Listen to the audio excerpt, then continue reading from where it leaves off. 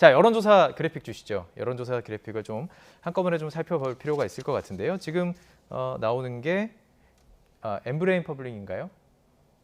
리얼미터 지금 조사 결과 나오고 있고요. 지금 보면은 윤석열 후보가 오차박으로 우세를 하고 있어요. 지금 이 조사를 보면은 김건희 씨 녹취록이 나오기 전입니다. 그리고 다음 그래픽도 주시죠. 이게 이제 엠브레인 퍼블릭인데요. 격차가 2.5%포인트 차이. 일단 오차 범위 안에 있습니다.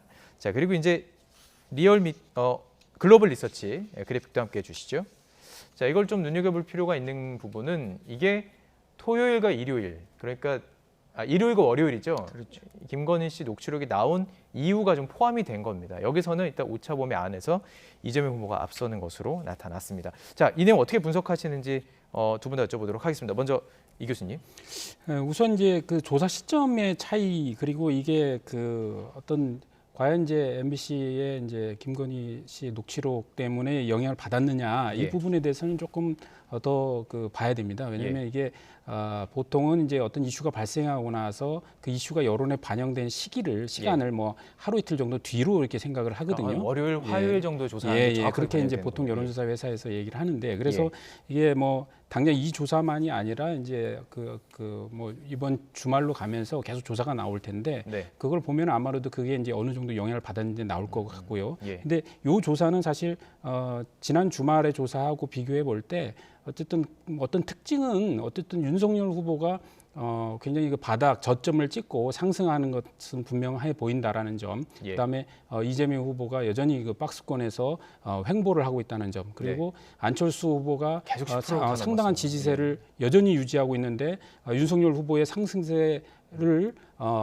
만큼 다 빠지는 게 아니라 그걸 어떤 다른 지지층으로 채워가고 있다. 그게 이제 대부분 무응답층들이 안철수 후보한테 가든가 혹은 이재명 후보 측을 지지 못하는 또 민주당 지지층의 일부도 안철수 쪽으로 좀 일부 흐르는 것 같다. 그래서 이렇게 가게 되면 3자 구도가 상당히 그 좀 치열한 접전으로 가지 않겠나 이런 점을 이제 분석할 수 있을 것 같습니다. 글로벌 리서치에서 이제 또 다른 질문들을 했던 부분들이 있습니다. 그게 뭐냐면 김건희 씨 녹취록이 선거에 영향을 줄 것이냐라는 질문에 62.8%가 영향을 줄 것이라고 답을 했습니다.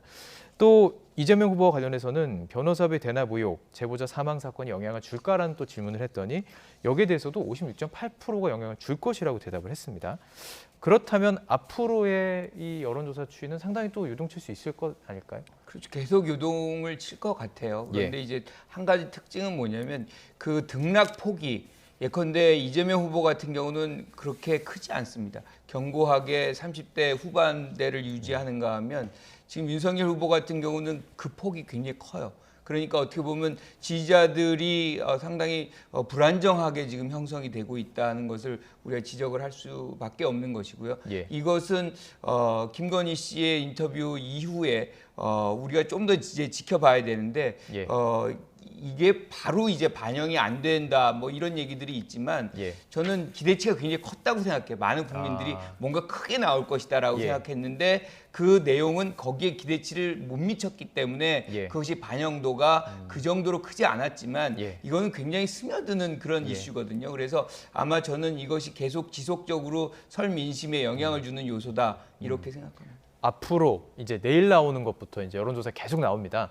또 금요일에 나오는 것까지 좀 관심 가지고 여론조사 추이를 지켜보면 좋을 것 같습니다.